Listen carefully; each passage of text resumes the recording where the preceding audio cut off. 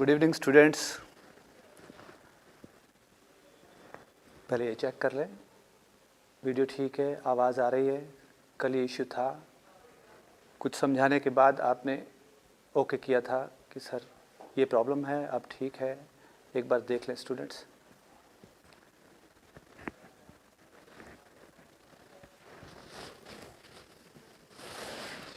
बहुत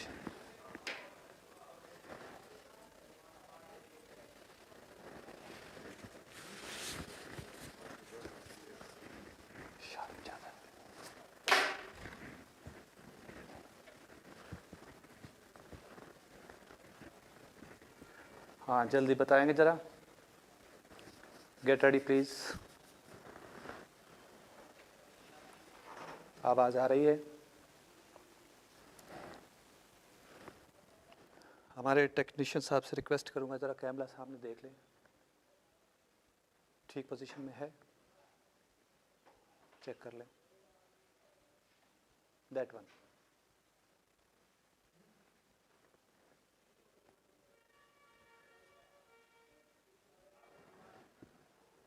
okay, yes sir, yes sir, voice is okay.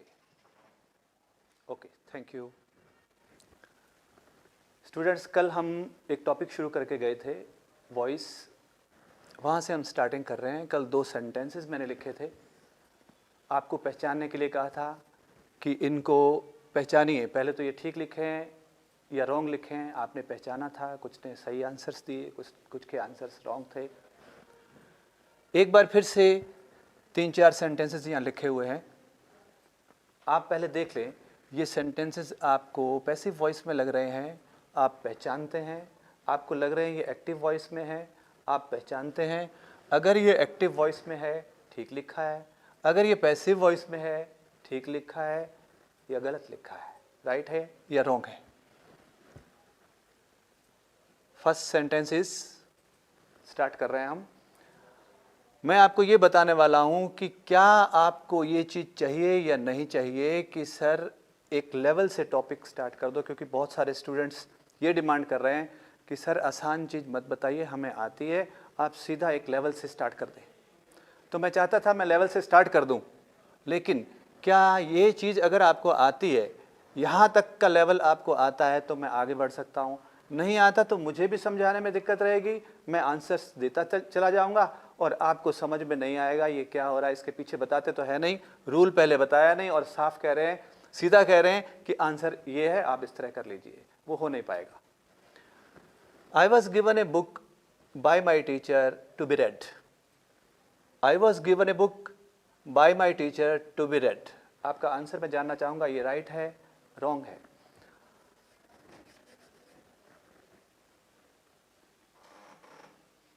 Normal से start कीजिए sir. Okay, the second one is have your car painted. 100 में से करीब करीब 90 बच्चे इसके बारे में नहीं जानते ये लिखा भी क्या है। हाँ, ऐसा नहीं कहता सारे नहीं जानते, 10-12 जानते हैं, 10% जानते हैं ये क्या लिखा है, क्या मीनिंग है, कौन सी वॉइस में लिखा है। ये सेंटेंस स्टूडेंट्स के लिए पहचानना बड़ा मुश्किल है, ये कौन सी वॉइस में लिखा है, एक्टिव वॉइस है कि पैसिव वॉइस है। ओके, और अगर है भी, पहचान भी लिया ये एक्टिव में है या पैसिव में, तो ये बताना मुश्किल हो रहा है कि ये राइट लिखा है या रॉन्ग लिखा है। Okay, to whom is he known या by whom is he known, दोनों में से कौन सा राइट है।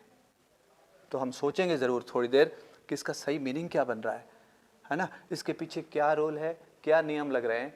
कैसे कह दें हम ये वाला ठीक है ये वाला रॉन्ग है, कैसे कह दें ये ठीक है ये रॉन्ग है। ओके, और उसके बाद है we were going to market to buy ration. अगर इस सेंटेंस को मैं कहूँ change the voice of this sentence, change the voice of this sentence, तो हमें पहले ये देखना है कि ये एक्टिव में है पैसिव में। कुछ स्टूडेंट्स को तो ये पहचान नहीं है कि एक्टिव में है या पैसिव में, और कुछ को अगर पहचान है भी तो यहाँ इसका वॉइस जो है वो गलत बना देते हैं, और उनको ये बनाते समय, आंसर देते समय ये नहीं मालूम पड़ता कि ये राइट लिखा है या रॉन्ग, या हमने जो आंसर दिया वो राइट है या रॉन्ग। इसलिए मैं एक जहाँ से मुझे स्टार्ट करना, ऐसा मैं समझता हूँ कि यहाँ से स्टार्ट लेंगे तो स्टूडेंट्स अच्छी तरह समझ जाएंगे। मैं एक बार वहाँ से स्टार्ट करता हूँ। पहले इजी सेंटेंसेस आएंगे, फिर हम थोड़ा सा टफ लेवल लेंगे। उसमें भी इजी सेंटेंसेस में भी हम देखेंगे कहाँ हमें प्रॉब्लम आती है। जो हम समझ रहे थे कि हमें सेंटेंसेस आते हैं, ये तो बहुत छोटे सेंटेंसेस हैं, इनको सिखाने का क्या फ़ायदा, हम सीधा आगे बढ़ जाते तो बढ़िया था, टाइम ख़राब करने वाली बात है, ऐसा अगर समझते हो तो ठीक है। एक बार मैं यहाँ बता नहीं रहा कि इसका आंसर क्या है, आपको पहचानने के लिए कहा। अगर आप पहचानते थे वेल एंड गुड, मुझे मालूम है यहाँ प्रॉब्लम है, 100 में से 90 बच्चों को, 90% बच्चों को यहाँ प्रॉब्लम है। ठीक है, हम शुरू से लेते हैं टॉपिक को।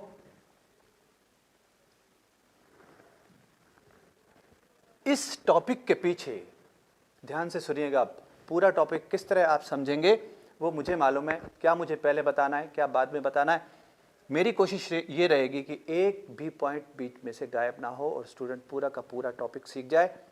आपको कहाँ तक पहुँचना है, आपको इस लेवल तक पहुँचना है कि एक सेंटेंस हमारे सामने एग्जाम में लिखा आ जाए, उस सेंटेंस को तुरंत पहचान ले ये एक्टिव में या पैसिव में और यहाँ मिस्टेक है, इस तरह ठीक होगा ये। ओके, आपके सामने कुछ सेंटेंसेस लिखे हैं। नंबर 1 पे 2 सेंटेंसेस है एक ब्रैकेट में, आई फ्लाई ए काइट और birds fly in the sky. In 2 sentences से मैं क्या पूछना चाहता हूँ और क्या समझाना चाहता हूँ। क्या स्टूडेंट्स आप ये जानते हैं ना पहले कि ट्रांजिटिव वर्ब और इनट्रांजिटिव वर्ब किसको कहते हैं? थोड़ा सा मैं आपकी मदद कर देता हूँ हिंदी के लिए भी। हिंदी में अगर आपने पढ़ा है सकर्मक क्रिया, अकर्मक क्रिया, क्या आप इंग्लिश में जानते हैं कि ये दोनों वर्ब्स कैसे पहचानी जाती हैं और किसको कहते हैं? वीक है थोड़ी, बेसिक से स्टार्ट कर। ठीक है, बेसिक से स्टार्ट हुआ है, चिंता मत करें, सब समझ में आएगा। आप मेरे साथ जुड़े रहिए, स्टे ट्यून्ड, आपको सब समझ में आएगा। स्टूडेंट्स पहले ये देखते हैं, टीचर ने क्या पूछा अभी, ट्रांजिटिव वर्ब किसको कहते हैं, इनट्रांजिटिव। टॉपिक कौन सा कर रहे हैं? वॉइस का, पैसिव वॉइस का सर। ओके सर, ये बीच में क्या ले आए आप, ट्रांजिटिव वर्ब, इनट्रांजिटिव वर्ब? आप जब सेंटेंसेस करेंगे आपको खुद पता चलेगा सर ने क्यों बताया था कि यहाँ ट्रांजिटिव वर्ब इनट्रांजिटिव का नॉलेज होना ज़रूरी है। ओके, बड़ी छोटी सी बात है, बहुत जल्दी समझ जाओगे। यानी हमारे बीच अगर क्लास 5 का स्टूडेंट भी बैठा हो ना, समझ जाएगा बात को। आई फ्लाई ए काइट, इसमें वर्ब कौन है? फ्लाई। मतलब कौन सा वर्ड ऐसा है जो एक्शन वर्ड है? फ्लाई। फ्लाई की तीनों फॉर्म्स जानते हो? Fly, flu, flown. Fly, flu, flown. Okay, birds fly in the sky, दोनों ही सेंटेंसेस में वर्ब कौन है? वर्ब कौन है? फ्लाई। आई फ्लाई ए काइट। मैंने आपसे पूछा क्या आपको नॉलेज है ट्रांजिटिव वर्ब क्या होती है, इनट्रांजिटिव क्या होती है? हिंदी में बता दिया, ट्रांजिटिव सकर्मक और इनट्रांजिटिव अकर्मक। कुछ को नॉलेज है, जिनको नहीं है उनको बता रहा हूं। देखिए, वर्ब यहां ट्रांजिटिव है या नहीं, इस चीज को जानने के लिए, इस बात को जानने के लिए आप देखेंगे कि वर्ब से आप 2 क्वेश्चंस करेंगे। वर्ब से आप 2 क्वेश्चन करेंगे। सिंपल से सिंपल बात अगर समझाऊं, ट्रांजिटिव वर्ब वो वर्ब होती है जिसके पास कोई ऑब्जेक्ट होता है।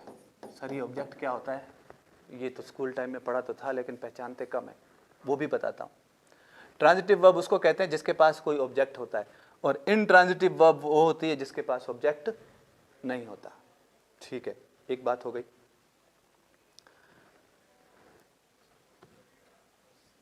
राजवंश जरा देख लेना, ये टीवी पे कुछ और आ रहा है। Birds fly in the sky और आई फ्लाई ए काइट में कैसे पहचानेंगे कि इस वर्ब के पास तो ऑब्जेक्ट है, क्योंकि सामने तो कुछ वर्ड्स दोनों में लिखे हुए हैं, और इस वर्ब के पास ऑब्जेक्ट नहीं है, इसके सामने भी कुछ लिखा है, तो हम कैसे पहचान जाएंगे कि ये ऑब्जेक्ट है और ये ऑब्जेक्ट नहीं है? तो पहले हम ये देखें, जिस वर्ब के पास ऑब्जेक्ट है वो ट्रांजिटिव है, जिसके पास ऑब्जेक्ट नहीं है वो क्या कहलाती है? इनट्रांजिटिव।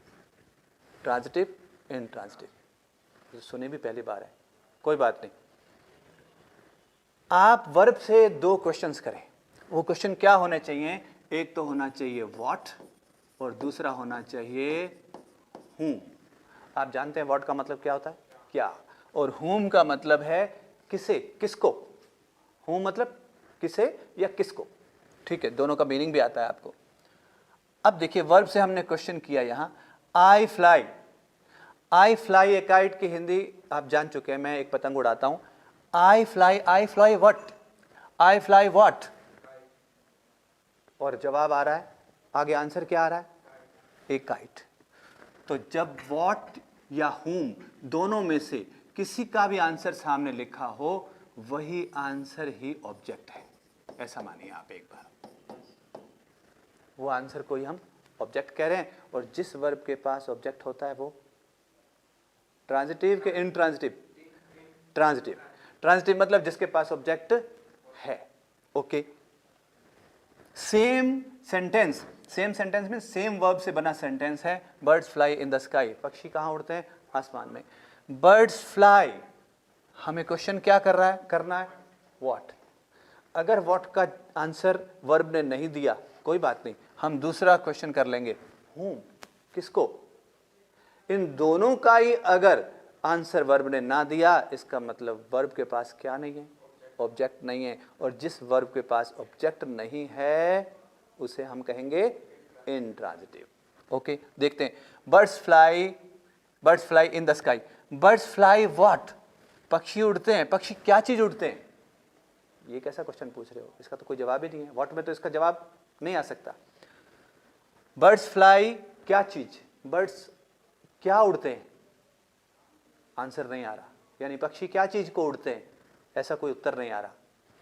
बर्ड्स फ्लाई, कोई आंसर नहीं है। कोई बात नहीं, व्हाट का ही तो अभी पूछा है हमने। अभी हमारे पास दूसरा क्वेश्चन पड़ा है, कौन सा? whom। बर्ड्स फ्लाई, पक्षी उड़ते हैं, whom किसको, इसका आंसर भी नहीं आ रहा। ना तो हमारे पास व्हाट का आंसर दे रही है वर्ब, और ना ही किसका दे रही है? whom का। दोनों ही प्रश्नों का उत्तर किसके पास नहीं है? वर्ब के पास नहीं है। इसका मतलब इस वर्ब के पास क्या नहीं है? ऑब्जेक्ट नहीं है। और जिस वर्ब के पास ऑब्जेक्ट नहीं है वो क्या कहलाती है? इंट्रांजिटिव। इंट्रांजिटिव। ठीक है, एक बार फिर से एग्जांपल देखिए। I run A shop. I run what?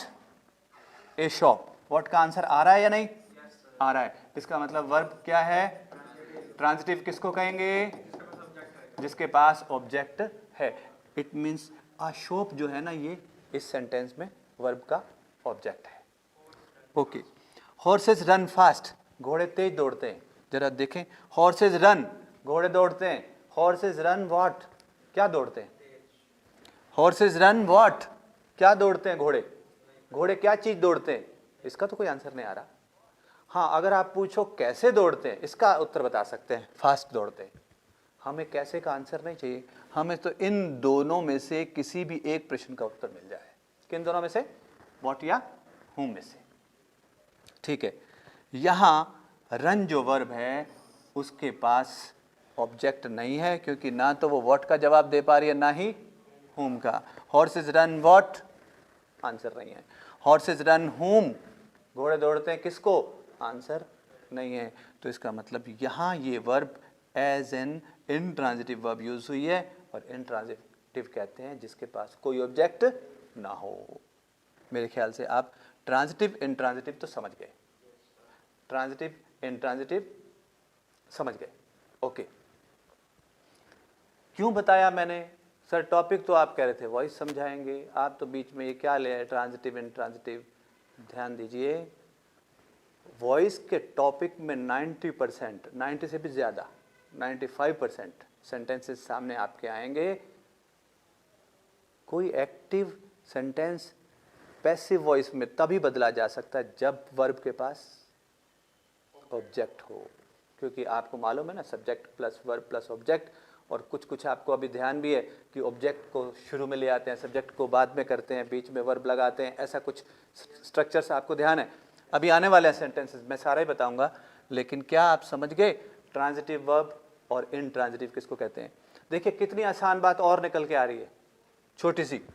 Transitive को हिंदी में कहते हैं, मैं इस तरह लिखता हूं, लिखने का मेरा तरीका कुछ अलग है। सर ये बीच में गैप क्यों छोड़ा, सकर्मक सीधा ही लिख देते। नहीं, सकर्मक का मतलब कर्म के साथ, वर्ब कर्म के साथ आई हुई है। ये कर्म क्या होता है? ऑब्जेक्ट को हिंदी में कह रहे हैं हम। ऑब्जेक्ट को हिंदी में क्या कहते हैं? कर्म। और सब्जेक्ट को क्या कहते हैं? आपने देखा है बुक्स में, कर्ता। ठीक है, कर्म मतलब ऑब्जेक्ट, सकर्म मतलब ऑब्जेक्ट के साथ आई हुई है। इस वर्ब के पास ऑब्जेक्ट है, इसलिए हम कह रहे हैं सकर्मक। और इंट्रांजिटिव को क्या कह रहे हैं हम? अकर्मक। अकर्मक मतलब वर्ब जो आई है वो बिना कर्म के आई है। कर्म क्या होता है? ऑब्जेक्ट। वर्ब जो आई है वो बिना ऑब्जेक्ट के है, वर्ब के पास ऑब्जेक्ट नहीं है। हिंदी में भी समझ गए, इंग्लिश में भी समझ गए। एक स्टेप पार किया आपने। कौन सा? कौन सा? क्या होती है ट्रांजिटिव वर्ब और क्या होती है इंट्रांजिटिव वर्ब। ठीक है, आगे बढ़ते हैं। अब आपको इंट्रांजिटिव ट्रांजिटिव क्यों समझाई? क्योंकि ट्रांजिटिव वर्ब में वर्ब के पास ऑब्जेक्ट होता है और पैसिव उसी का बनेगा जिसके पास ऑब्जेक्ट है। 95% सेंटेंसेस इसी तरह के आपके सामने आते हैं। हाँ, एक्सेप्शन के रूप में जो आते हैं वहाँ बात अलग हो जाएगी। चलिए, सेंटेंस देखने में कितना इजी से स्टार्ट कर रहे हैं सर, लेकिन मैं थोड़ा सा यहाँ फास्ट चलूँगा क्योंकि सेंटेंसेस इजी हैं। हमें थोड़ी देर बाद ही स्लो होना पड़ेगा क्योंकि इजी सेंटेंसेस में भी कुछ वर्ब हमारे साथ खेल खेलने वाली है ना। देखते हैं क्या कहती है सेंटेंस। पहला सेंटेंस वही सेंटेंस है जहाँ से मैंने अपनी पहली ही क्लास में पहली बार पेन बोर्ड पे चलाया। क्या लिखा था? आई राइट ए स्टोरी। आप कौन सा टॉपिक पे आए हैं? वॉइस के। आपको किसी सेंटेंस की वॉइस चेंज करनी है। इट मीन्स एक बार एक्टिव से पैसिव में हम बात करेंगे। एग्जाम में आपको किसी भी वॉइस में दे करके, या तो इस बार तो आपको सीधा लिखना आएगा कि इस सेंटेंस को अगर ये रॉन्ग है तो सीधा लिख के बताएं। अदरवाइज आपको ये पता होना चाहिए ये एक्टिव में लिखा है और इसका पैसिव ये होगा। और ये भी पता होना चाहिए कहीं ये पहले से ही पैसिव में तो नहीं लिखा, हम इसका और पैसिव बनाने लग जाएं। नॉलेज पीछे नहीं है हमें इसके। ठीक है, आई राइट ए स्टोरी। हमने स्टार्ट किया यहाँ से। आप देखें मैं आपको कैसे टॉपिक करवा रहा हूँ। पहले मैं आपके माइंड में थोड़ा सा इसको सेट कर दूँ। मैं आपको पैसिव वॉइस का टॉपिक स्टार्ट करके टेंस वाइज लिए चलता हूँ। टेंस वाइज मतलब आप ये समझें, पहले से आपको मालूम हो टीचर क्या करने वाले हैं। सबसे पहले ये प्रेजेंट टेंस के पैसिव बनाना सिखाएंगे, फिर आ जाएंगे पास्ट पे और फिर आ जाएंगे फ्यूचर पे, है ना। पहले टेंस वाइज चलेगा और टेंस वाइज तो आप 9th 10th में कर चुके हैं। मैं यहाँ इसलिए शो कर रहा हूँ कि कुछ प्रॉब्लम जो आती है वो भी सामने आ जाए और 9th 10th में कभी किए थे तो वो भूल चुके हैं हम, एक बार रिवीजन के रूप में हमारे साथ जुड़ जाए वो। उसके बाद हम डिफ़िकल्ट सेंटेंसेस पे आ जाएंगे। ठीक है, आई राइट ए स्टोरी। देखिए इस सेंटेंस में वर्ब कौन है? राइट। सब्जेक्ट कौन है? आई। और अ स्टोरी एक ऑब्जेक्ट है या नहीं अब आपको पता है, अब आपको मालूम है। ऑब्जेक्ट पहचानने के लिए वर्ब से कौन से दो क्वेश्चन करते हैं? What and whom। या तो व्हाट करो या whom, दोनों ही करते हैं और दोनों का आंसर देती है तो कोई बात नहीं, अच्छी बात है। उल्टा वर्ब के पास दो दो ऑब्जेक्ट्स हैं तो हमें बिल्कुल दिक्कत नहीं है पैसिव बनाने में। एक नहीं, दो दो ऑब्जेक्ट्स घूम रहे हैं। ठीक है, I write what. I write what? A story. I write what? A story. और आपको यहाँ इसका आंसर मालूम है। I write what? A story. Story यहाँ ऑब्जेक्ट है। आपको जो बात पहले से मालूम है वो ये कि ऑब्जेक्ट को सबसे पहले ले आते हैं हम। ऑब्जेक्ट को सबसे पहले ले आते हैं। उसके बाद ये टेंस कौन सा चल रहा है? Simple present. और मुझे आप बताएंगे कि सिंपल प्रेजेंट टेंस में या प्रेजेंट टेंस में, सिंपल में नहीं, सिंपल प्रेजेंट में भी, प्रेजेंट कॉन्टिन्यूस में, प्रेजेंट टेंस में, दोनों में, सिंपल में और प्रेजेंट कॉन्टिन्यूस में वर्ब की कौन सी फॉर्म्स, वर्ब की कौन कौन सी फॉर्म्स हेल्पिंग वर्ब के रूप में दिखाई देते हैं आपको? इज, एम और आर। ऐसा मान के चलें, ज़्यादा हम इधर उधर सारे टेंसेस की बात नहीं करते। हम देखते हैं कि इसमें ऑब्जेक्ट को जैसे ही आपने सब्जेक्ट बनाया उसके तुरंत बाद इज एम आर लगता है। इज एम आर यानी प्रेजेंट कॉन्टिन्यूस में जो हम हेल्पिंग वर्ब यूज करते हैं उनमें से कुछ लगता है। तो अ स्टोरी के साथ इज लिखूं, आर लिखूं या एम लिखूं?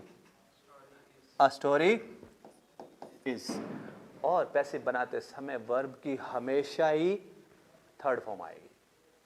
पैसिव बनाते समय वर्ब की हमेशा ही थर्ड फॉर्म, राइट की third form return.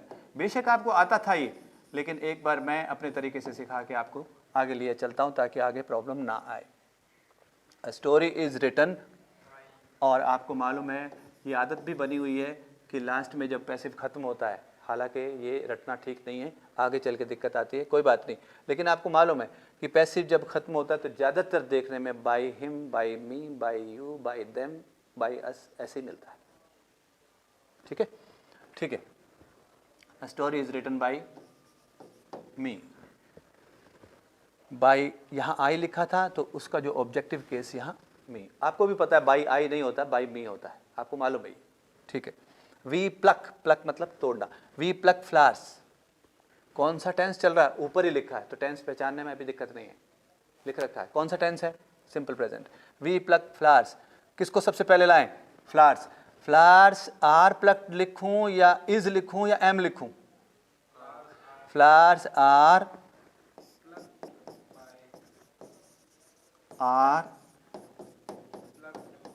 Plucked by we की जगह पे क्या आना चाहिए? अस आना चाहिए। बाय वी या बाय अस, जो भी प्रोनाउन यहाँ यूज हुआ है उसका ऑब्जेक्टिव केस, यानी कि आप ऐसा माने आई, मी, आई, माई, मी, तीसरे नंबर का जो केस चल रहा है। ही, हिज, हिम, ही, हिज, हिम, तो तीसरे नंबर का जो ऑब्जेक्टिव केस चल रहा है ना, वो यहाँ यूज़ होता है। और शायद आपको मालूम है, मैं भी कुछ ज़्यादा ही बताने लग गया यहाँ। आपको मालूम है कि बाई आई नहीं होता, आई की जगह मी आता है, बाई वी नहीं होता, इसकी जगह अस आता है। ठीक है, नेक्स्ट देखें।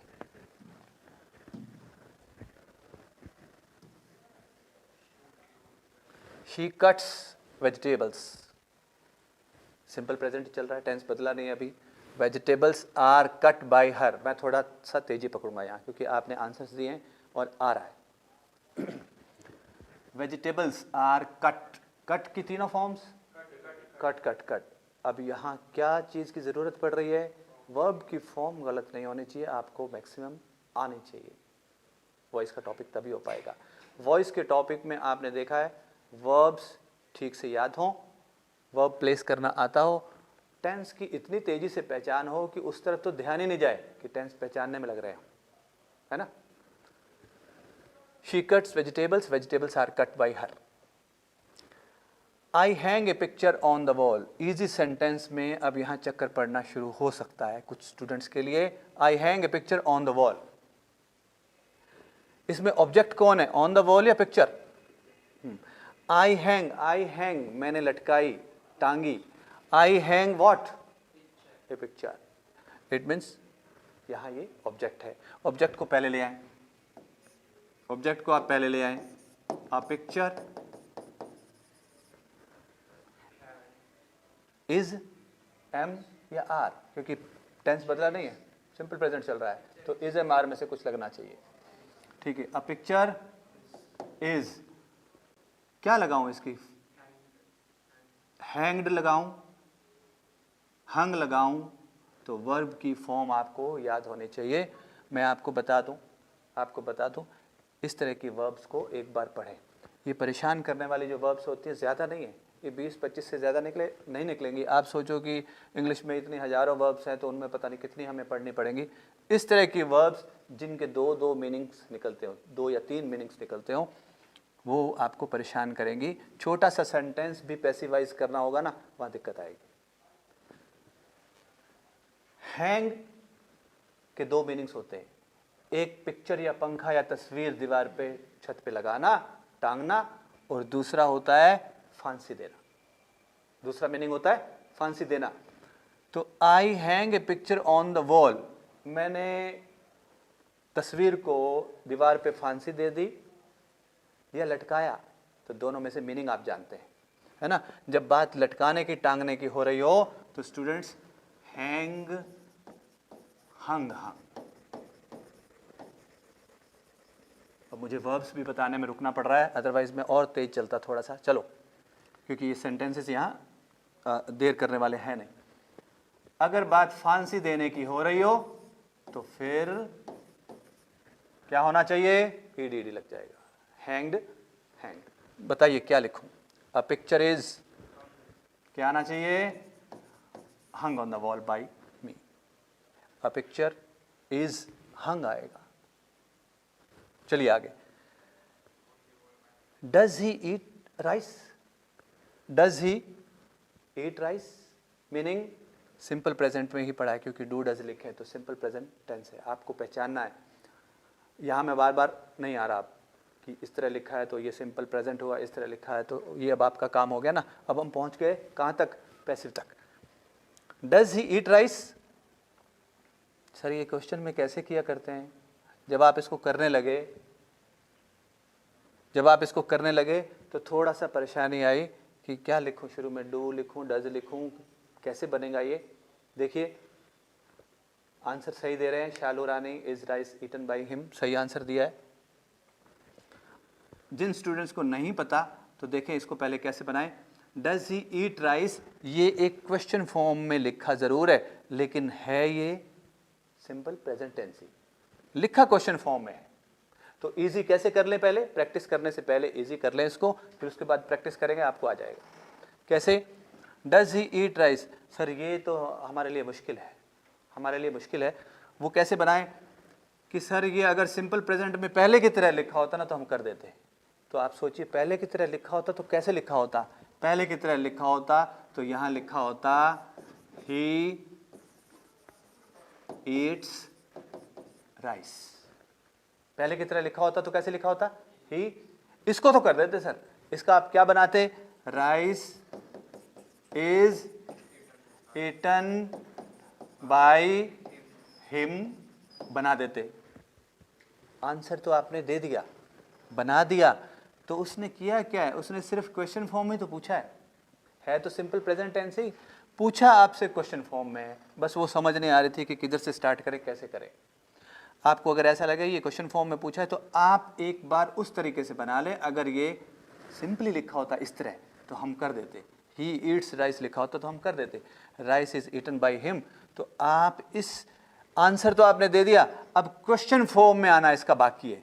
तो आप जानते हो ना, किसी भी सेंटेंस को क्वेश्चन फॉर्म में जब लाते हैं, हेल्पिंग वर्ब को शुरू में रख देते हैं। इसलिए इज को सबसे पहले रख दिया हमने, क्या बन गया? Is rice eaten by him और क्वेश्चन मार्क। आई बात समझ में? Is rice eaten by him, जब क्वेश्चन मार्क है तो आप भी इसको पढ़ते समय भी इसी तरह बोलें जैसे किसी से प्रश्न कर रहे हो। Is rice eaten by him, जैसे प्रश्न कर रहे हो आप बोले भी इस तरह। चलिए आगे बढ़ते हैं। अच्छी तरह समझा दिया मैंने, फिर भी नहीं समझ में आई तो आप इसी बात को दोबारा रिप्ले करके देख सकते हैं वीडियो, आपको समझ में ज़रूर आएगी। आगे बढ़ते हैं।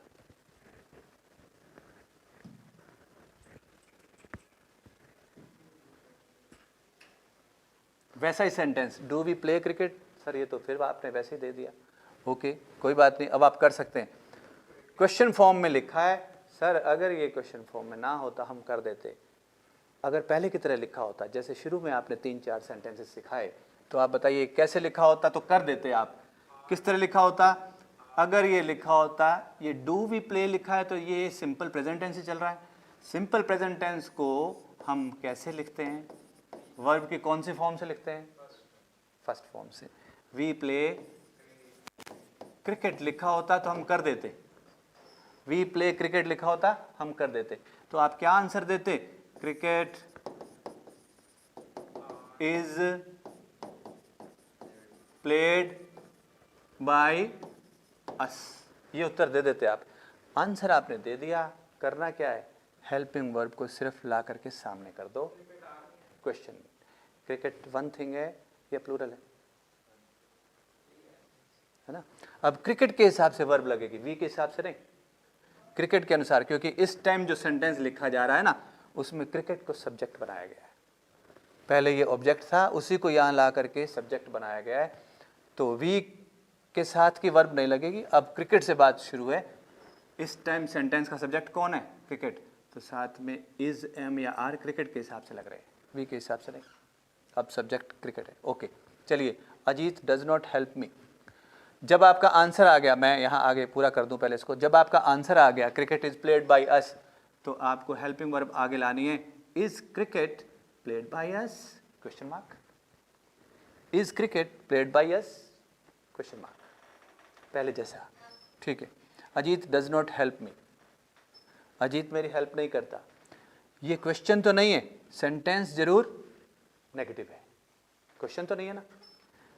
अजीत डज नॉट हेल्प, इसमें ऑब्जेक्ट कौन है?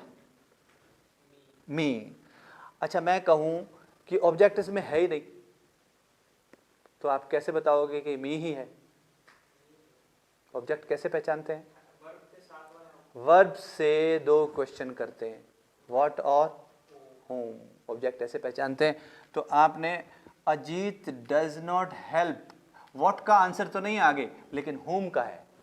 अजीत डज नॉट हेल्प किसको या किसकी? किसकी? मेरी, मी। इसलिए होम का यह आंसर है। तो आपने देखा ये ऑब्जेक्ट है, मी को सामने लाएंगे तो क्या बन जाएगा? आई। I am not. किसी को यहाँ ये परेशानी हो सकती है, सर डू नॉट नहीं आएगा, डज नॉट नहीं आएगा, है ना, ऐसा हो सकता है। मैंने क्या बताया? सिंपल प्रेजेंट टेंस चल रहा है, और सिंपल प्रेजेंट टेंस की स्ट्रक्चर जो है हेल्पिंग वर्ब, जो इसकी कंटिन्यूस टेंस बनाते समय हेल्पिंग वर्ब आती है ना, वो हम पैसिव में यूज करते हैं, इज, एम या आर। इज, एम या आर। तो इस टाइम आपका जो सब्जेक्ट बन रहा है वो आई है। आई एम नॉट हमेशा कौन सी फॉर्म आएगी वर्ब की? थर्ड फॉर्म आएगी। I am not helped by Ajit. Correct answers भी आ रहे हैं। I am not helped by Ajit, correct answers दे रहे हैं student. Do they buy the books, फिर क्वेश्चन, लेकिन टेंस तो अभी भी सिंपल प्रेजेंट है। टेंस अभी भी सिंपल प्रेजेंट है, क्वेश्चन फॉर्म में, घबराने की जरूरत नहीं। सीधा होता तो हम कर देते। तो क्या होना चाहिए इसका answer? Are the books bought by them.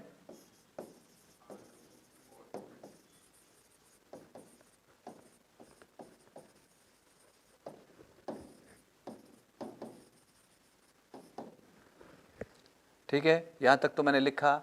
शुरू के 10 सेंटेंसेस तक मैं लिख देता हूं बोर्ड पे, फिर उसके बाद हम आगे बिना लिखे चल सकते हैं। I think you have got it. यहां तक आता है, आगे बढ़ते हैं।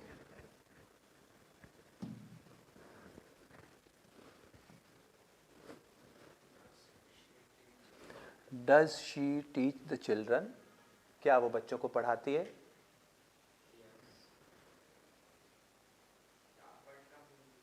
हाँ, ब्रॉट ना लिखें। कुछ स्टूडेंट्स ने यहाँ जो गलती की है, ध्यान दीजिए, आंसर ठीक दिया लेकिन वर्ब को गलत करके दिया है ना। यहाँ बात हो रही थी बाय की, सेकंड फॉर्म ब्रॉट नहीं बॉट होती है। और अगर बात होती है ब्रिंग की सेकंड फॉर्म होती है ब्रॉट। तो किसने आपको छकाया? यहाँ किसने चकमा दिया? वर्ब ने। किसने चकमा दिया हुआ है? वर्ब ने। आंसर्स आपके ठीक आ रहे हैं, यानी स्ट्रक्चर ठीक बना रहे हो, लेकिन ब्रॉट लिखा है वो गलत है, बॉट आना चाहिए। हाँ, अब आंसर सही आ रहे हैं। तो वर्ब पे ध्यान दीजिए। Does she teach the children, are the children taught by her, ये इसका आंसर होना चाहिए। डोंट दे वॉच टीवी, क्या होना चाहिए? Is TV not watched by them? Is TV not watched by them, ये आंसर होना चाहिए। क्योंकि जिस तरह मैंने पहले 8 बताए उसी तरह के ये। कौन से टेंस की बात खत्म हुई? सिंपल प्रेजेंट की।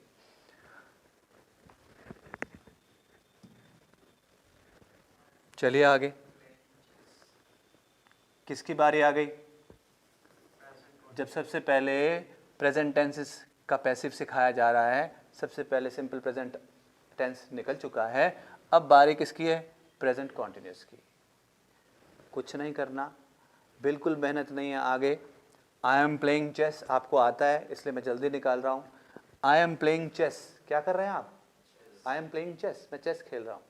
और मैं ऐसे पूछूं क्या किया जा रहा है, या यूँ मानिए कि आपको कहें आंसर दीजिए आप क्या कर रहे हैं, लेकिन चेस से स्टार्ट करके आंसर दीजिए। सर चेस, तो आपका आंसर क्या होना चाहिए, है ना? तो देखिए कुछ स्टूडेंट्स यहाँ क्या गलती करते हैं मैं पहले बता दूं, इस तरह का आंसर देते हैं, chess is played by me. ये आंसर सिंपल प्रेजेंट टेंस का आंसर है, subject plus is am are plus verb third form, ये निकल चुका है ना। ये सेंटेंस जब कॉन्टिन्यूस में है तो कॉन्टिन्यूस में आईएनजी चलता है, इसलिए आपके पैसिव में भी आईएनजी दिखाई देना चाहिए। पैसिव में भी आईएनजी दिखाई देना चाहिए, इसलिए हम, सर एक तो आप कहते हो कि वर्ब की थर्ड फॉर्म आएगी जरूर, पैसिव जब भी पैसिव करेंगे किसी सेंटेंस का वर्ब की थर्ड फॉर्म यूज होगी।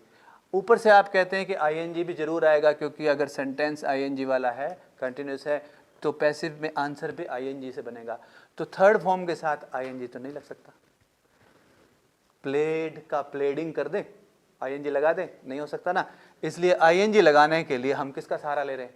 बीइंग का। यूं मान लीजिए तो कॉन्टिन्यूस में chess is being played by me होगा। सर हमको पता कैसे चले कि वर्ब की सेकंड फॉर्म में भी हो सकता है, तो हैव लगा ही नहीं हुआ। कौन ये है ना। तो आप यहाँ देखिए ना, पैसिव बना रहे हैं ना, तो हमको कैसे पता चलेगा, आपका क्वेश्चन ये, हमको कैसे पता चलेगा सेकंड फॉर्म पैसिव में लगती ही हमेशा थर्ड है, दूसरी का कोई चांस ही नहीं है ना। तो उल्टा आसान हो गया, हमें कभी घूमना नहीं पड़ रहा कब फर्स्ट लगेगी कब सेकंड लगेगी, ये तो है ना, दिमाग नहीं चलाना पड़ रहा। पैसिव बना रहे हो तो हमेशा वर्ब की थर्ड फॉर्म, पैसिव बना रहे हो तो हमेशा वर्ब की कौन सी फॉर्म लगेगी? थर्ड फॉर्म से ही बनेगा। इसलिए आपका दिमाग दूसरी की तरफ जा ही नहीं रहा, फर्स्ट कब आएगी जी, कौन से टेंस में सर सेकंड लगानी है, तो उल्टा चिंता खत्म है, उल्टा इजी हो गया। Okay, she is cooking food, she is cooking food is being cooked by her, food is being cooked by हर। अगर बीइंग ना हो तो पूरा का पूरा आंसर, स्टूडेंट्स आप देख रहे होंगे, अगर बीइंग ना हो पूरा का पूरा आंसर सिंपल प्रेजेंट का पैसिव है। इट मीन्स सिंपल प्रेजेंट और प्रेजेंट कॉन्टिन्यूस में कितना फर्क है? आंसर वही का वही होता है, सिर्फ बीइंग और आता है। क्यों आता है? क्योंकि आपका एक्टिव वॉइस में लिखा हुआ सेंटेंस में वर्ब आईएनजी में है, और वो पैसिव वॉइस में भी दिखाई देनी चाहिए, है ना, पैसिव वॉइस में भी आईएनजी में आनी चाहिए, तो इसलिए हम बीइंग लगाते हैं। Next,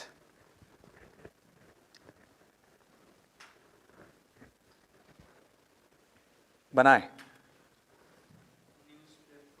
they are reading newspapers, newspapers लिखा है, इज लगाएं, आर लगाएं, क्या लगाएं? आर।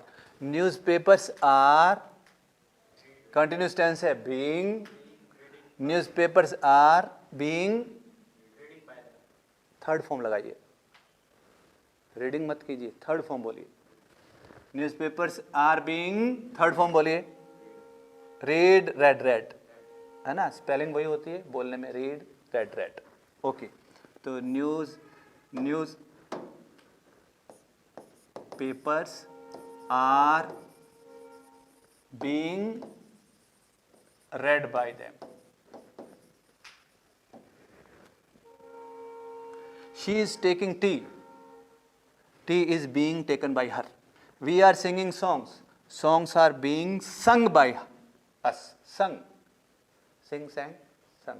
Verb की हमेशा थर्ड फॉर्म आएगी, तो उल्टा झंझट खत्म है। यहाँ कब फर्स्ट आएगी कब सेकंड आएगी सोचना ही नहीं पड़ रहा, है ना। पैसिव करते हैं तो हमेशा वर्ब की थर्ड फॉर्म आती है। ठीक है, आगे बढ़े। इजी इजी को थोड़ा जल्दी निकाल रहा हूँ, सिखाने के बाद निकाल रहा हूँ, इतना जल्दी भी नहीं कि बिना सिखाए आगे दौड़ रहा हूँ मैं, है ना। वर्ब यहाँ यूज हुई है steel.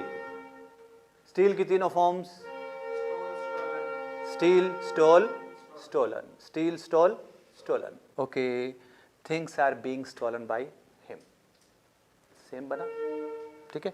She is grinding spices, आप बना के बताइए।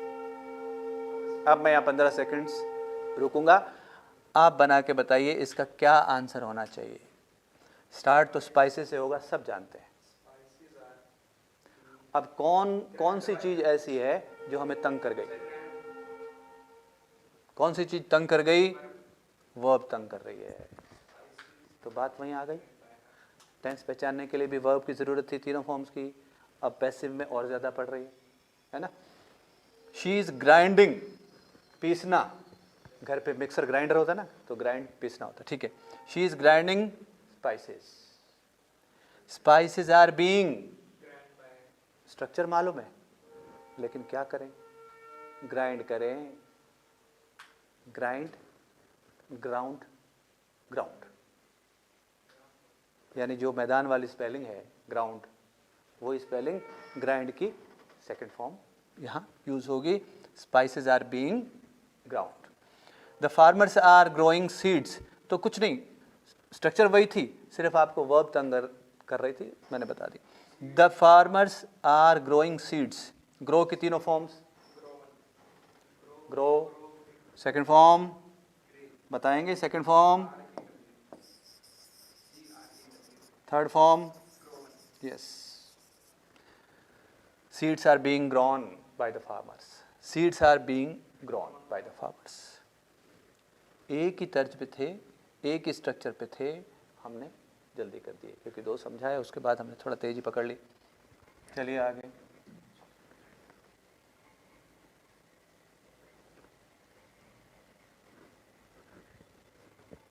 क्या लिखा है? मीनिंग समझ रहे हो? शी इज रिंगिंग क्लॉथ्स, घंटी बजा रहे हैं। आगे कपड़ों की बात है तो घंटी वाली तो बात है नहीं, ना ही वो स्पेलिंग है। क्या लिखा है? शी इज रिंगिंग क्लॉथ्स, तो बताएंगे जरा क्या लिखा है ये? नहीं,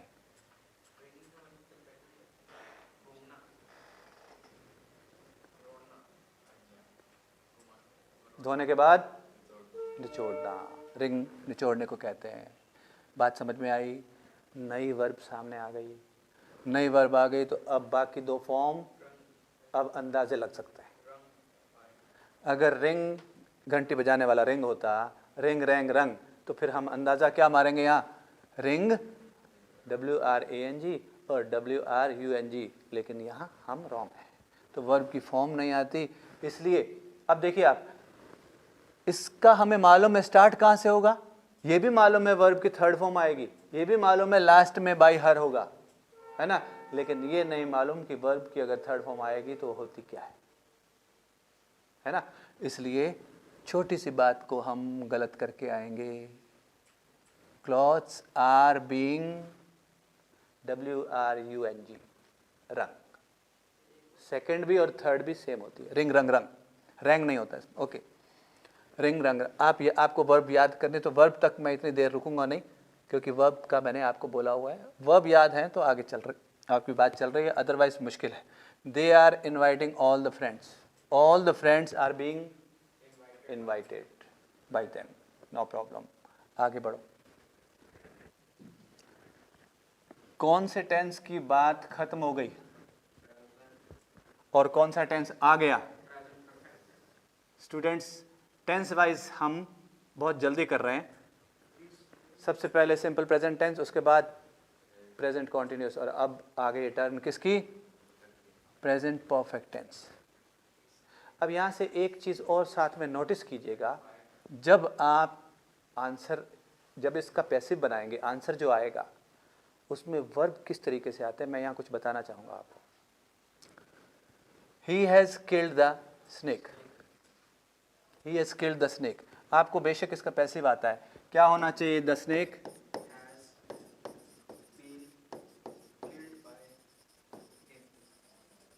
वर्ब की हमेशा ही कौन सी फॉर्म लगती है? Third. The snake has been killed by him. Subject देख लिया करो, आंसर आ गया। ध्यान से सुनना थोड़ा, दोनों को एक बार मैं कर दूं, फिर ध्यान से सुनना। We have taken lunch, lunch has been taken by us. Tense wise आपको आते हैं, इसलिए मैं ज़्यादा एक बार स्ट्रक्चर समझाने के बाद आगे बढ़ रहा था।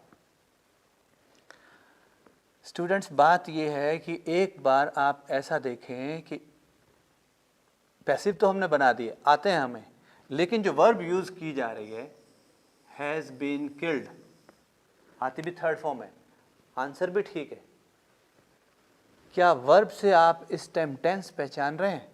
ध्यान देना, मैं कुछ समझाने वाला हूँ। टेंस पहचानने के लिए जब आपको शुरू में कहा गया तो वर्ब की फॉर्म से कहा गया, तब हमने पहचाने 12 के 12, है ना। लेकिन has been killed, killed third form है। ध्यान से सुनना, आपका क्वेश्चन मुझसे, सर आपने शुरू से बता रखा है कि वर्ब की थर्ड फॉर्म से परफेक्ट टेंस बनता है ना। आप तो हर एक में सिंपल प्रेजेंट में भी और प्रेजेंट कॉन्टिन्यूस में भी और प्रेजेंट परफेक्ट में भी थर्ड ही फॉर्म लगाते जा रहे हो, क्योंकि आपने कहा है वर्ब पैसिव बनेगा तो वर्ब की थर्ड फॉर्म ही आएगी। तो अब बताइए, थर्ड फॉर्म से तो हम हमेशा परफेक्ट टेंस समझ बैठेंगे, है ना। देखिए, सिक्के के दो पहलू होते हैं, टेंस को इस तरह लिया जा रहा है।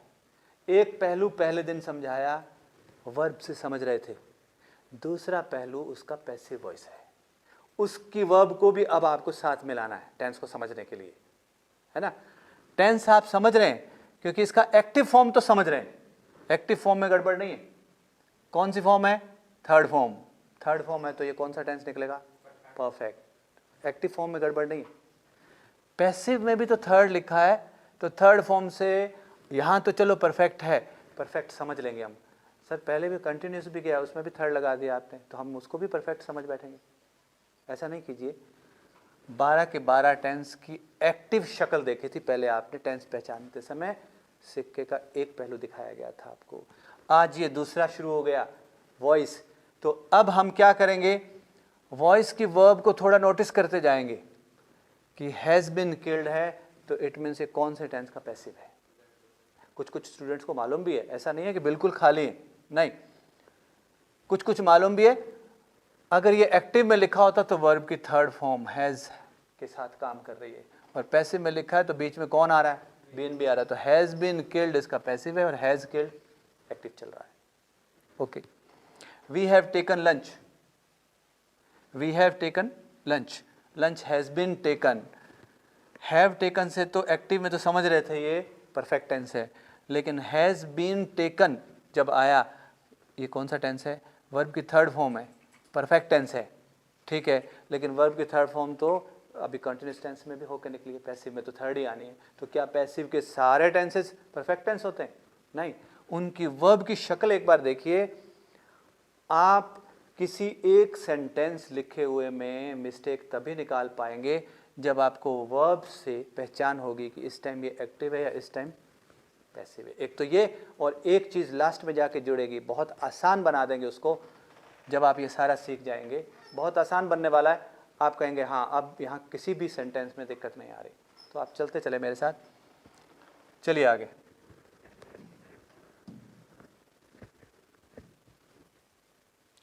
She has cooked food, tense एक बार फिर से प्रेजेंट परफेक्ट ही चल रहा है।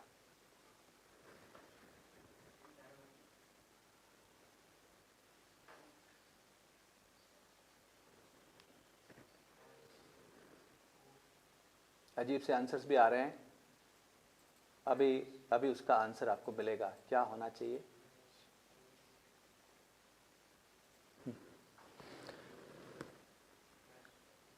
Has she cooked food. Sir ये क्वेश्चन फॉर्म में फिर आ गया, आप वही काम करें।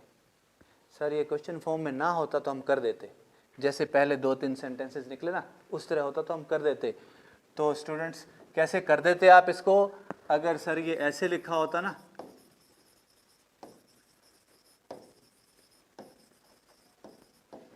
सर ये ऐसे लिखा होता तो कर देते, क्योंकि पहले 2 सेंटेंसेस हमने कर दिए थे, हम समझ गए थे। ठीक है, ऐसे लिखा है तो पहले आप इसका आंसर दे दीजिए। आंसर इसका आता है she has cooked food, food has been cooked by, क्या आंसर बना? Food has been cooked by her. Answer आ गया। फिर कहाँ दिक्कत है? फिर कहाँ दिक्कत है? जब आंसर आ गया, उसने आपसे क्वेश्चन फॉर्म में पूछा है, आप हेल्पिंग वर्ब को शुरू में रख दें, अपने आप क्वेश्चन बन जाएगा। हेल्पिंग वर्ब कौन है? हैज़। तो हैज़ को शुरू में रख देंगे, या नहीं रखेंगे। Has food been cooked by her, has food been cooked by her, question बन जाएगा। कितना आसान तरीका है। जब सीधा क्वेश्चन से समझ में नहीं आ रही तो इसकी जब प्रैक्टिस करेंगे फिर इसकी ज़रूरत नहीं पड़ेगी, फिर आपको इस फॉर्म में लिखने की ज़रूरत नहीं पड़ेगी। थोड़ा इजी फॉर्म में आ जाए तो हम करेंगे, ज़रूरत नहीं पड़ेगी, प्रैक्टिस होनी चाहिए। Have you done your work, फिर क्वेश्चन, कोई बात नहीं। क्वेश्चन ना होता तो ये कैसे लिखा होता? You have done your work. कैसे लिखा होता? You have done your work, your work has been done by you. Answer हो गया। और जब आंसर आ गया तो हेल्पिंग वर्ब को शुरू में रखते हैं, हेल्पिंग वर्ब को शुरू में रखते हैं। सेम चल रहा है, तीसरी बार आ रहा है। You have invited Rohit, simple हो गया ये तो। You have invited Rohit, Rohit has been invited. कुछ स्टूडेंट्स क्या करते हैं, हेल्पिंग वर्ब को देखते हैं हैव है तो पैसिव बनाते समय हैव भी नहीं कर देते हैं। ध्यान दीजिए, क्यों बन रहा है ये रोहित हैज़ बीन, ये क्यों ऐसा हो रहा है? क्योंकि इस टाइम जो सेंटेंस आप लिख रहे हैं उसका सब्जेक्ट कौन है? रोहित। तो रोहित के अनुसार वर्ब आएगी। सब्जेक्ट वर्ब एग्रीमेंट होना चाहिए, जिस तरह का सब्जेक्ट है उसी तरह की वर्ब होनी चाहिए। तो Rohit has been invited by, okay. चलिए और आगे।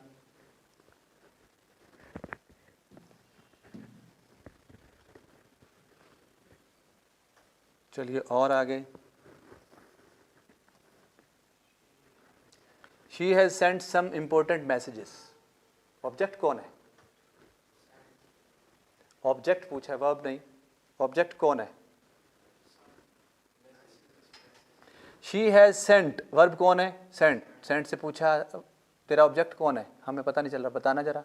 तो सेंट बताएगी, क्योंकि आप जब 2 क्वेश्चन करोगे व्हाट या whom, तो ये आंसर देगी। शी हैज़ सेंट, उसने भेज दिए। She has sent what? Some important messages, some important messages. तो ये पूरा का पूरा ऑब्जेक्ट है। जो व्हाट का आंसर दे रहा है, व्हाट का जो आंसर देगा वो पूरा ऑब्जेक्ट होगा। Some important messages have been sent या हैज़ बीन सेंट? मैसेजेस है, have been sent by her, answer हो गया। Have you not disturb me, क्या आपने मुझे परेशान नहीं किया, आपने मुझे डिस्टर्ब नहीं किया, है ना? क्या होना चाहिए इसका answer? Have you not disturb me, question form है। Have I not been disturbed by you, क्या होना चाहिए?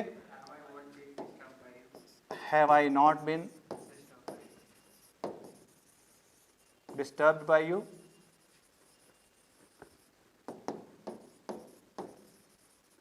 हो गया, क्योंकि क्वेश्चन फॉर्म में रखना है। अगर जिसको डायरेक्ट नहीं आ रहा, सीधा नहीं आ रहा, आप उस तरह कर लीजिए जैसे मैंने समझाया। सर ये पहले की तरह लिखते ना आप, तो हम कर देते। तो यू हैव नॉट डिस्टर्ब्ड मी करके आंसर ले लीजिए। जब आंसर आ जाए तो हेल्पिंग वर्ब को शुरू में रख दीजिए, क्वेश्चन बन जाएगा। ठीक है। We have taken food, we have taken food, food has been taken by us, easy था इसलिए जाने दो। चलिए आगे।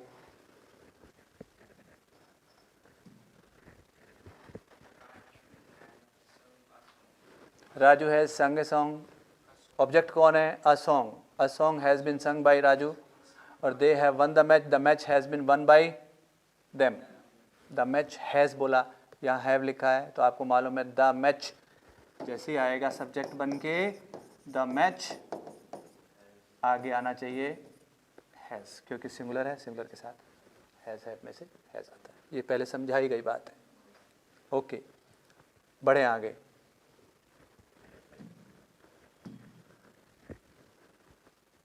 कहाँ तक कर पाते हैं हम? मैं चाहता हूँ कि एक बार टेंस वाइज बात आज खत्म हो जाए, और होने ही वाली है, होने ही वाली है। आपने नोटिस किया है कि प्रेजेंट के कितने टेंसेस का पैसिव सिखाया और कौन सा टेंस स्किप कर दिया? Simple present tense. Simple present के बाद सिखाया प्रेजेंट कॉन्टिन्यूस, उसके बाद आया प्रेजेंट परफेक्ट, और प्रेजेंट परफेक्ट कॉन्टिन्यूस की बात नहीं की। तो आपको नॉलेज भी होगा, आप बता सकते हैं क्यों नहीं की, क्योंकि स्टूडेंट्स किसी भी परफेक्ट कॉन्टिन्यूस टेंस का पैसिव नहीं होता। ना बनाएं, ना करें, ठीक है? क्या बता रहा हूं मैं? टेंस होते कितने? 12। 4 का नहीं बनता। वो 4 कौन कौन से हैं? तीनों तो निकाल दो आप सीधे ही। तीनों कौन से तीनों? Perfect continuous. तीनों कौन से? Present perfect continuous, past perfect continuous, future perfect continuous. 3 तो उड़ गए। चौथा कौन सा टेंस है जिसका पैसिव नहीं बनता? Future continuous. एक और सेंटेंस, एक और टेंस है फ्यूचर कॉन्टिन्यूस, इसका पैसिव भी नहीं होता। तो आप ये देखिए, ये 4 का पैसिव नहीं होता, 8 का होता है। इसलिए हमने प्रेजेंट के टेंसेस जब लिए तो present continuous, present simple present, present continuous, present perfect के बाद प्रेजेंट परफेक्ट कॉन्टिन्यूस का कोई जिक्र नहीं हुआ। हम आ गए सिंपल पास्ट में, कर रहे हैं उसको। आई रोट ए स्टोरी। अब आप ये देखें, वही के वही सेंटेंसेस वापस हैं, ताकि आपको परेशानी ना हो। सेंटेंसेस वही वापस आ गए, सिर्फ वर्ब चेंज है। यही सेंटेंस पहला था सिंपल प्रेजेंट में, आई राइट ए स्टोरी। दूसरा सेंटेंस क्या था? We pluck flowers. अब क्या लिखा है? प्लक्ड। इसका मतलब आंसर सेम आएगा, लेकिन वहाँ इज एम आर थे, तो अब पास्ट में वॉज वर्ड चलने स्टार्ट होंगे। इतना ही फर्क होगा।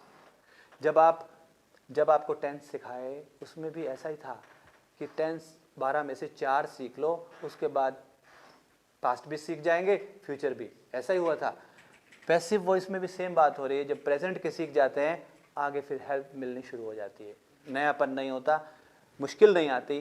देखते हैं क्या है। I wrote a story was written by me होगा, वही आंसर है। पहले था a story is written by me, और अब लिखा है वॉज रिटन, क्योंकि टेंस कौन सा है? Simple past. अब बात पास्ट की होगी तो इज एम आर नहीं आएंगे, वॉज वर। वॉज वर क्यों आएंगे सर? हेड क्यों नहीं आएगा? है ना? फिलहाल सिंपल पास्ट टेंस चल रहा है, तो सिंपल पास्ट में जो हेल्पिंग वर्ब हम लेते हैं वो पास्ट कॉन्टिन्यूस टेंस की लेते हैं। पास्ट कॉन्टिन्यूस में क्या क्या यूज हो रहा है? पास्ट कॉन्टिन्यूस में क्या क्या यूज होते हैं? वॉज। तो वो वर्ब्स को ले रहे हैं, इसलिए अ स्टोरी वॉज रिटन आएगा। ठीक है, आंसर वही का वही है। Flowers were plucked by us, answer वो का वही है। इसलिए मैं यहाँ ज़्यादा देर नहीं लगा रहा, क्योंकि जो सेंटेंसेस प्रेजेंट में थे वही यहाँ वापस दे दिए गए, सिर्फ वर्ब की फॉर्म चेंज है, पास्ट टेंस बनाया गया, सिंपल पास्ट बनाया गया। चलिए आगे।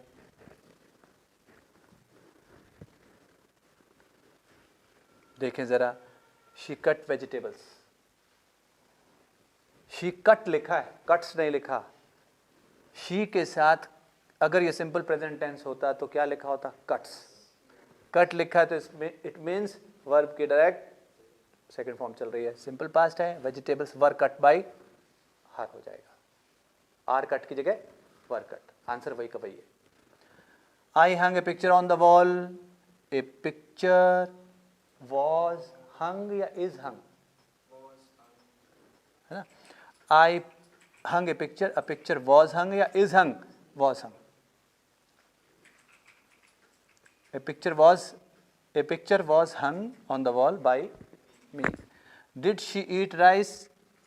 पहले does था, अब वही सेंटेंस क्या बोल रहा है? Did. Did चला गया पास्ट में, rice was eaten by her. और क्वेश्चन में है तो हेल्पिंग वर्ब को पहले ले आए। क्वेश्चन फॉर्म में है हेल्पिंग वर्ब को, तो was rice eaten by her, that's all. चलिए आगे। सेंटेंसेस वही हैं, इसलिए यह ज़्यादा टाइम नहीं दिया जा रहा, क्योंकि प्रेजेंट में जो आपने बनाए वही पास्ट में दिए गए और इस एम आर की जगह वॉज वर आ रहा है, कोई प्रॉब्लम नहीं, आपको आता भी है। चलिए आगे।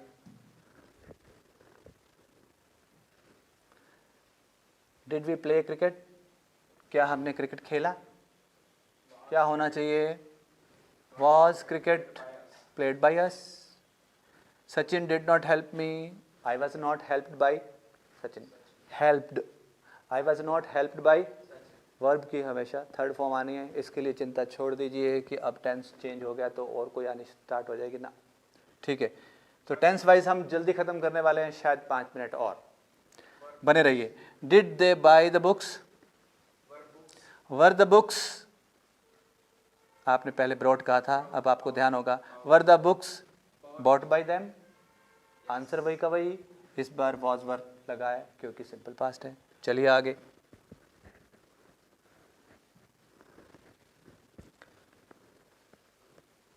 क्या लिखा है? Did she teach the children, same sentence है। Were the children, was the children क्यों नहीं?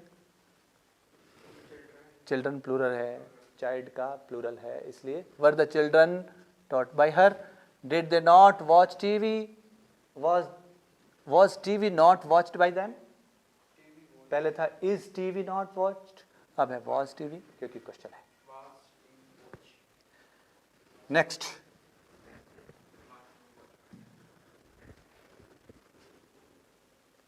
पास्ट कॉन्टिन्यूस पे आ गए। किस पे आ गए?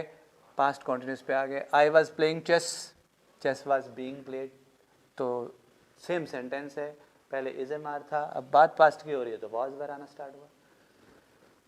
कर लीजिएगा। She was cooking food, food was being cooked by हर, कुछ भी नहीं है इनमें, इसलिए मैं थोड़ा जल्दी निकाल रहा हूँ। आपको आते हुए सेंटेंसेस है। They were reading newspapers, newspapers were being read by them. She was taking tea, tea was being taken by her. She was singing songs, songs were being sung by her. Answer same आ रहे हैं, सिर्फ was were लिखा जा रहा है, बोला जा रहा है क्योंकि पहले इज एम आर था प्रेजेंट के लिए, कोई प्रॉब्लम नहीं। सेम सेंटेंसेस दे के समझाने की कोशिश की ताकि आप जल्दी समझ सकें बात को। He was stealing things, things were being stolen, things were being stolen, तो पहले इज एम आर था, अब was were stolen third form. We were plucking flowers आता है आपको। The farmers were growing seed, the farmer was growing seeds आता है आपको क्योंकि सेंटेंस सेम है। शो कर देता हूँ मैं एक बार सेंटेंसेस, कहीं कोई दिक्कत वाली बात तो नहीं। She was wringing clothes, forms आपको बता दी, रिंग रंग रंग होती है, सेम सेंटेंस दिया। Clothes were being WRUNG, clothes were being wrung by her होगा। They were inviting all the friends were being invited by them होगा। Sentence same है इसलिए मैंने जल्दी निकाला। चलिए आगे 37 पे आ गए। क्या लिखा है? Past perfect tense, present perfect tense आता है तो आप पास्ट परफेक्ट भी सेम आंसर से करेंगे क्योंकि सेम सेंटेंस लिख दिया गया है यहाँ, और पहले हैज़ हैव का यूज़ था, अब पास्ट में यूज़ किसका हो रहा है? हैड का, तो बस हैज़ बिन था, हैव बिन था, अब हैड बिन शुरू हो जाएगा। He had killed a snake had been killed by him, had been आ जाएगा क्योंकि पहले हैज़ बिन था, प्रेजेंट था, तो अब हैड बिन आ जाएगा। सेम आंसर है। We had taken lunch, lunch had been taken by us, had been आ जाएगा, कोई प्रॉब्लम नहीं। वर्ब कैसी घूम रही है अब? Had been, had been taken, इस स्ट्रक्चर से पूरा का पूरा पास्ट परफेक्ट टेंस का पैसिव बन रहा है। आपको आता है, जिनको नहीं आता थोड़ा तेज जरूर बोला है, वीडियो धीमी करके भी देख सकते हैं, रिप्ले करके देख सकते हैं क्या बोला जा रहा है, और आप समझ रहे हैं इस बात को, because you are preparing for RAS examination. तो इसमें मुझे कोई डाउट नहीं है कि आपको ये तकलीफ दे रही होगी बात।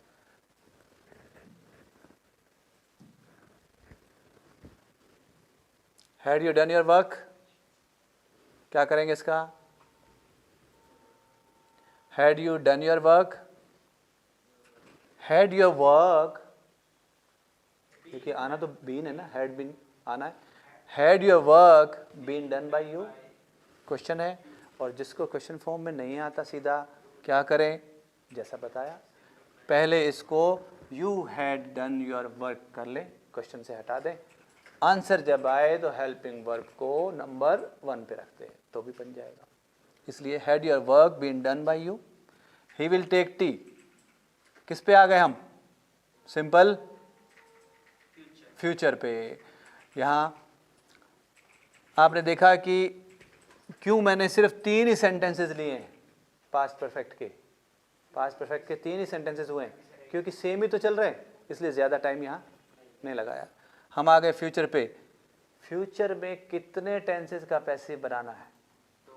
क्योंकि परफेक्ट कॉन्टिन्यूस का तो बनता नहीं, और फ्यूचर में ही फ्यूचर कॉन्टिन्यूस का भी बनता नहीं, 2 ही टेंस का बनने वाला है, सिंपल फ्यूचर और okay. He will take tea, मैं इसको 2 एंगल से बता दूं आपको। ही विल टेक टी बेशक आपको मालूम है, लेकिन इसमें ना मॉडल्स आने स्टार्ट हो गए, मॉडल्स आने स्टार्ट हो गए, will, would, shall, should, models आने स्टार्ट हो गए ना। तो मॉडल कोई भी आ रहा हो, आपकी स्ट्रक्चर क्या रहनी चाहिए? मॉडल के साथ सिर्फ बी लगाइए, वर्ब तो हमेशा ही थर्ड फॉर्म आ रही है, पैसिव रेडी। कैसे करें? टी मॉडल के तुरंत बाद क्या लगाएं? क्या लगाएं? बी। वर्ब हमेशा ही पूछने की जरूरत नहीं, वर्ब हमेशा ही थर्ड फॉर्म में आ रही। तो T will be taken by him. They will invite me, I will be invited by them। Model के बाद बी लगाया, वैसे बन गए, समझ गए?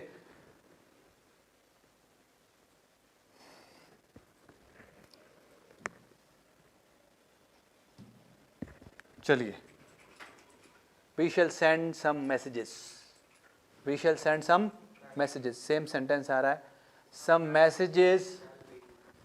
messages के साथ बिना वजह तो shall be ना लगाए। आपको सिर्फ इतना नॉलेज है, आई और वी के साथ हम shall लगाते हैं, ठीक है? बाकी सब के साथ क्या लगाते हैं? will। हालांकि इतनी बात यहाँ खत्म नहीं हो जाती, लेकिन बिना वजह जब आप जानते नहीं ना, तो आप उतने तक ही रहे, आई और वी के साथ शैल है और बाकी के साथ क्या है? विल।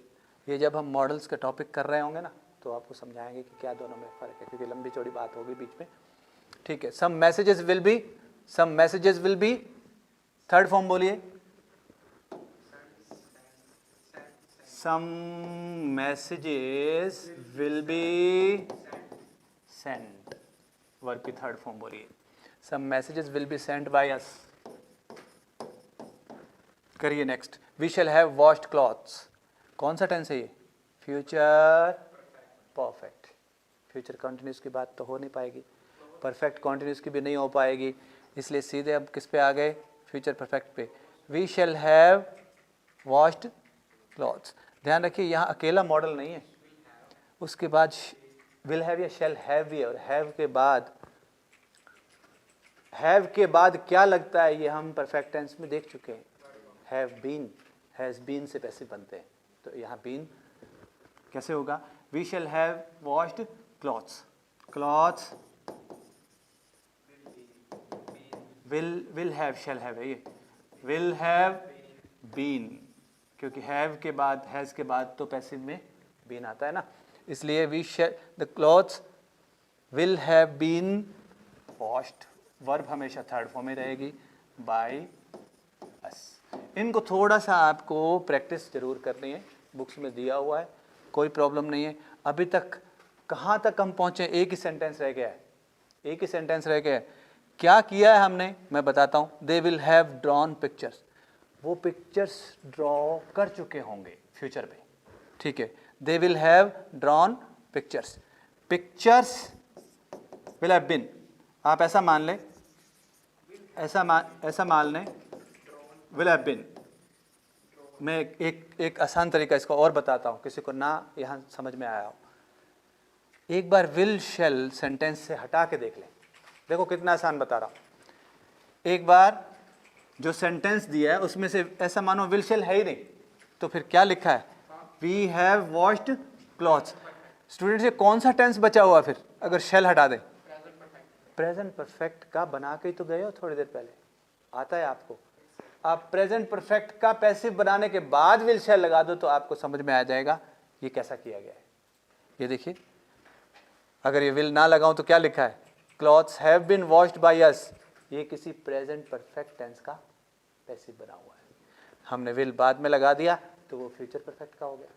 जैसे टेंस समझाए थे उसी तरह कर लीजिए। अगर आपको लगता है कि यहाँ से विल हैव कैसे आ गया, आपने तो कहा था ना मॉडल के बाद बी लगाओ, मॉडल अकेला नहीं है, उसके बाद हैव भी लिखा है, हैव के बाद हम पैसिव बनाते समय बीन लगाते हैं, इसलिए बीन। ये तरीका समझ में नहीं आया तो मैंने बताया, एक बार शैल हटा दीजिए तो हटाने के बाद ये प्रेजेंट परफेक्ट बन गया। हाँ सर प्रेजेंट के तो आते हैं, प्रेजेंट परफेक्ट का आता है हमें, ओके, उसके बाद लगा दीजिए विल शैल, तो ये फ्यूचर परफेक्ट का बन जाएगा। They will have drawn pictures, pictures will have been drawn by them. Students, passive voice को हमने आज टॉपिक को जब स्टार्ट किया उसमें टेंस वाइज एक बार हमने सारे देख लिए। टेंस वाइज मैंने जल्दी क्यों करवाए, क्योंकि टेंस वाइज आप 9th 10th में शायद 8th में भी पहले कर चुके थे, बस आपको थोड़ा सा रिवीजन देना था कि ये किस तरह बनते हैं, ताकि मैं आगे जो डिफ़िकल्ट सेंटेंसेस हैं वहाँ तक हम पहुँच पाएँ। अदरवाइज सीधा वहाँ से उठाते, ये बात आपको कहीं अधूरी मालूम होती तो वहाँ काफ़ी प्रॉब्लम आने वाली थी।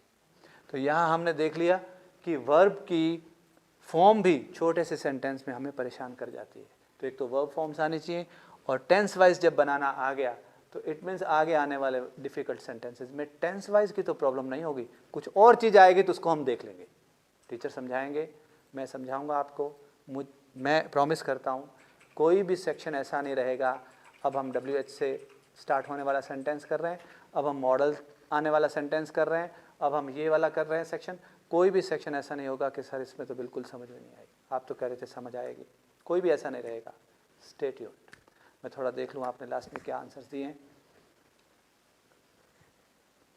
एक बार मैं चाहूँगा जो स्टूडेंट्स लाइव देख रहे हैं, लाइव क्लास लगा रहे हैं, वो थोड़ा सा बता दें आपको ठीक लग रहा है। लास्ट में डाउट भी अगर है किसी का तो बेशक लिखें, सर आपने ये पूरा समझाया, यहाँ तक समझ में आया, ये चीज़ थोड़ी सी हमें समझ कम आई, ताकि मैं कल जैसे आगे स्टार्ट करूँ तो थोड़ा सा आपको बता पाऊँ।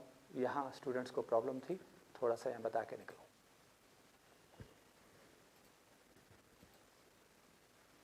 पाँच सेकंड वेट करता हूँ, क्या कमेंट्स आते हैं आपके।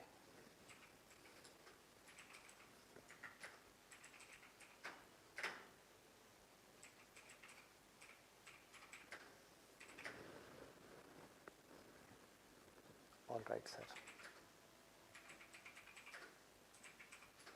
समझ आ रहा है आप लोगों को? Yes sir. कोई भी प्रॉब्लम हो आप मुझे बताएं, साथ साथ सॉल्व करते चलेंगे। ओके है सर। सर जी